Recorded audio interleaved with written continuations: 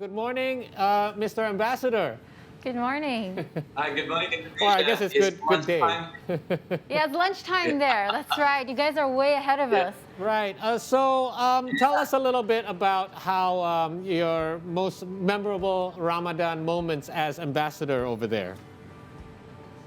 Well, there is no better place for fasting, so to speak, but Mm, New Zealand right. in the winter time and autumn like this. Why I say that? Because, like we said, the fasting hour is very short, 11, 11 and a half hours. Mm-hmm. The flavor is very friendly. Hmm. And then, of course, the scenery. So what you see is beautiful scenery, everywhere. And we have a big group of Muslim community and Islam and Indonesian community here. So Hmm.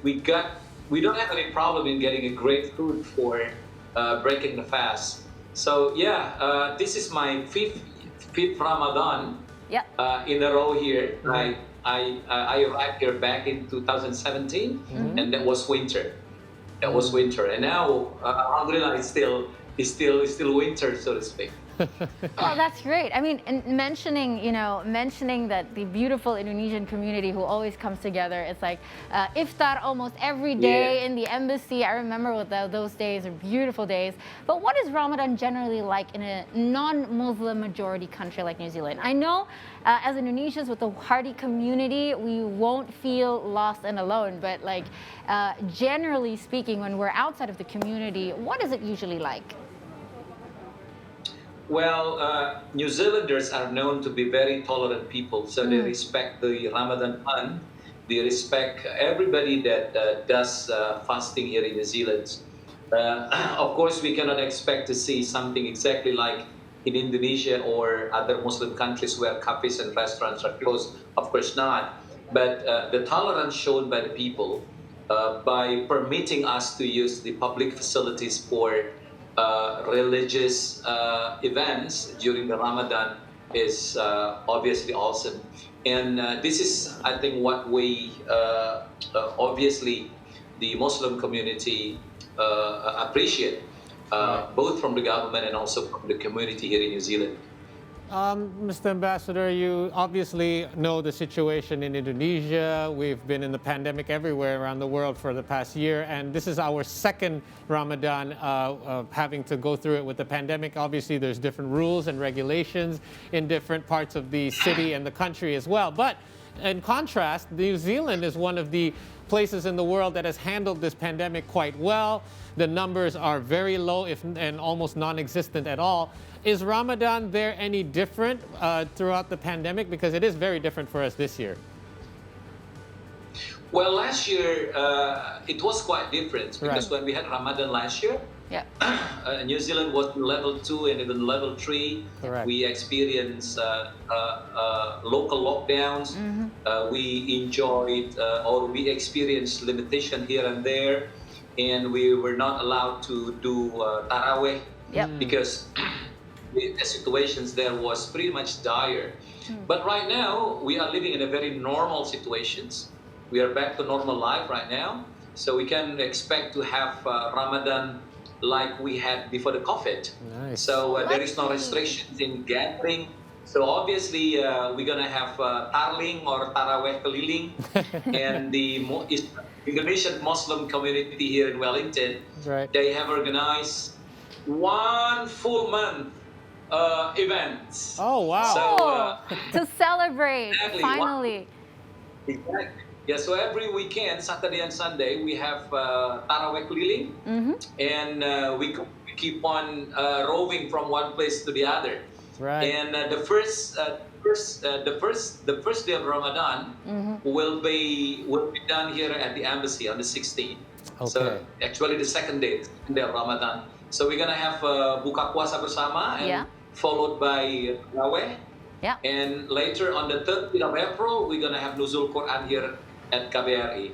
So it's gonna be great. I mean, the situations like we have in Indonesia here. Yeah, sounds like fun. Because you have a hearty Indonesian community always whenever there is an embassy involved. But you know, you just spoke of buka puasa, iftar, and did you know that in Maori, kai, my name by the way, means food? Yeah. Right, right. All right. Yeah. So, what local dishes, out of curiosity, because I know the embassy will always have the Indonesian tajil available, but do you have any local New Zealand dishes in your breakfasting parties, or perhaps for sour, would you recommend for us here to try? Well, sadly speaking, New Zealand and Maori, they do not have what we call main staples. What you call New Zealand national food is fish and National food, chips. right,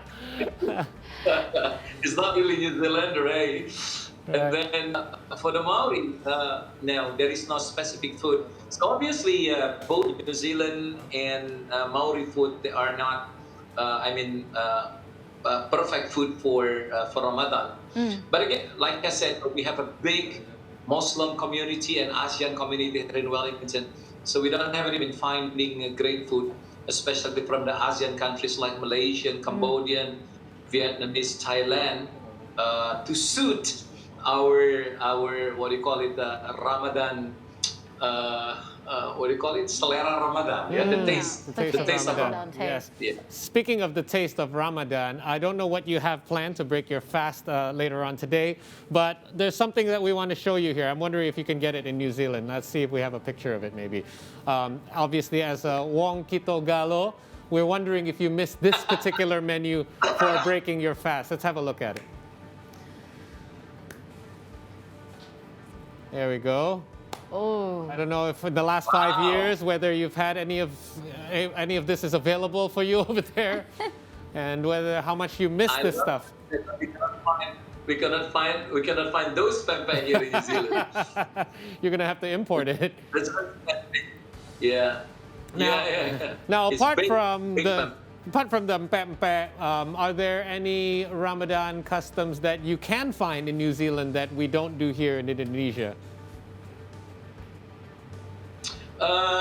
Obviously speaking, we can find almost all Indonesian foods here in New Zealand. Right. First, because like I said, we have a big community of Indonesian here. And the second, we have quite a number of ASEAN shops which provides materials that you need to make ASEAN and Indonesian food. So yes, we don't have any problem with that. But talking about pempek, the pempek that you have just shown, it's actually a very special pempek. It's not fried, it's not steamed, but it's what do you call it? It's baked. Baked, Yeah, so it's that healthier. creates a flavor. Ooh. Yes. I know. Yeah. So you're very familiar with So, it. Of course, yes, he must be. Well, Pak Tantowi, this is a very, very pleasant discussion. But as you all know, this is a beautiful moment to share a lot of great warmth with the community around. Are you also using this moment of Ramadan for building any special relationships with local communities, perhaps, or with your partnering communities there, diplomacy-wise, of course? Okay, during the month of Ramadan, all businesses should be run as usual here because, again, Muslim community is a very tiny community here. We represent only 1% of the total populations here. So 1% towards 5 million people. But then we are pretty much hurt by the government, which is shown by the provisions of a lot of facilities, a lot of public facilities to Muslim community whenever we want to make use of them. And yes, talking about something very special that we do only during Ramadan, is an iftar organized by members of OIC, or Organizations of Islam Cooperation Countries. We have 9 representations here, and Indonesia is one of which. And we are very active, and we are fully recognized by the government and the community here in New Zealand as representations of Islam countries in the world. So, for instance, in the second day of Ramadan, we will organize iftar for the government people, for the MPs, and also for the public, which will be taking place at the Parliament building. And inshallah, it will be attended by 2 ministers and some MPs and people from many different religions. So not only is Muslim, but from many different religions. So the purpose of doing this iftar first is to invite the people here in New Zealand, which are represented by some ethnic groups and religious groups, to experience the joy of Ramadan. And the second, this is the shi'ar, or the campaign of Islam towards the non-Islamic community on the concept of the real concept of Islam, which is. Pak Tantowi, one last thing before we let you go. Obviously, the month of Ramadan is about reflection and renewed hopes. What are your hopes in this coming year? Obviously, we've been through a lot this previous year, but the light is there at the end of the tunnel. We're starting to see it, and we're starting to come out of the dark. Any last words from you, perhaps? Maybe messages to all of us in Indonesia and Indonesians around the world as well, including New Zealand. Okay, in Islam, we do believe that Friday is the best day to pray, and Ramadan is the best month to pray. And I do hope that everybody in the world, especially the Muslim, wherever they are, will make use of the month of Ramadan to pray to Allah, the God Almighty, to stop the virus, to stop the COVID. I think that's the ultimate, the first and foremost pray that we have. We want to get away from this pandemic. We want to be free. We want to get to be. We want to be back to normal life again. And I'm quite optimistic. If everybody has the same prayer and they do it in the holy month of Ramadan, I think Allah will grant that. And sooner rather than later, all of the world, all of the countries in the world will be freed from this COVID-19. We couldn't agree with you more, Sir Tantowi Yahya. Thank you so much, our ambassador to New Zealand, and we hope you have an enjoyable and safe fasting month of Ramadan over there, and continue to stay safe and healthy. Good to see you again. Thank you very much. Thank you so for much, inviting me. Thank you for joining us. You too.